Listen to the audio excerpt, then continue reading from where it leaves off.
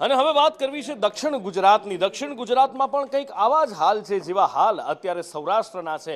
સૌરાષ્ટ્રમાં તમે જોયું કે ગીર સોમનાથથી માંડી અને ભાવનગર પાલીતાણા સુધી કેવા હાલ છે। બસ આવી જ પરિસ્થિતિ અત્યારે સૌરાષ્ટ્રમાં પણ છે। દક્ષિણ ગુજરાતમાં એ નવસારી હોય, સુરત શહેર હોય, બારડોલી હોય કે પછી છેક વલસાડ સુધી તમે જતા રહો, કમોસમી વરસાદનો આવો જ કહેર અહીંયા આગળ દેખાઈ રહ્યો છે। અને સુરત શહેરની તો હાલ ખરાબ થઈ ગઈ છે।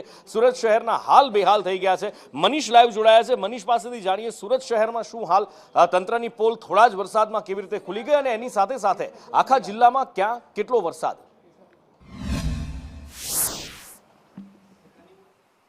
જી બિલકુલ નુપુર, વાત કરીએ તો વહેલી સવારથી જ આજે કમોસમી વરસાદ છે, કડાકા ભડાકા વીજળી સાથે વરસ્યો હતો। ત્યારે અનેક જગ્યા પર પાણી ભરાવાની સમસ્યા સર્જાઈ હતી। ખાસ કરીને વાત કરીએ તો સુરતના મોરાબાગર વિસ્તાર છે, જ્યાં આગળ જે પાણી ભરાઈ ગયું હતું એ પ્રકારના દ્રશ્ય સામે આવ્યા હતા, જાણે નદીઓ વહેતી હોય। આ જે મોરાબાગર વિસ્તાર છે તે સુરત જિલ્લા અને સુરત શહેરને જોડતો માર્ગ છે। જોડતા માર્ગની ઉપર, મુખ્ય માર્ગની ઉપર દર વર્ષેની જેમ આ વર્ષે થોડાક વરસાદની અંદર જ જે કહેવાય કે પાણી ભરાઈ ગયા હતા। વાહન ચાલકોને ભારે હાલાકી વેઠવાનો વારો આવ્યો હતો। કેટલા વાહનો પણ બગડી ગયા હતા, સાથે જે લોકો રાહતદારી હતા તેને પણ પાણીમાંથી જવા પર મજબૂર બનવું પડ્યું હતું। બીજી બાજુ વાત કરીએ તો વહેલી સવારે જે મહાનગરપાલિકાના કર્મચારી છે તે દોડી આવ્યા હતા અને આ પાણી નિકાલ માટે જે કહેવાય કે કામો કરતા હતા, પરંતુ કલાકોની મહેનત બાદ પણ જે પાણી નહીં નીકળ્યું હતું અને લોકોને ભારે હાલાકી વેઠવાનો વારો આવ્યો હતો। તેને જોઈને જ લાગી રહ્યું છે કે જે રીતના મહાનગરપાલિકાનું તંત્ર પ્રી મોન્સૂનની કામગીરીના જે દાવા કરતી હોય છે, જે લાખો રૂપિયા ખર્ચ કરતી હોય છે, પરંતુ એ ખાડે ગઈ હોય તેવું લાગી રહ્યું છે। કારણ કે આ થોડાક જ વરસાદની અંદર જે પાણી ભરાઈ ગયું હોય અને જો કલાક સુધી પાણી નહીં ઓસરતું હોય તેને લઈને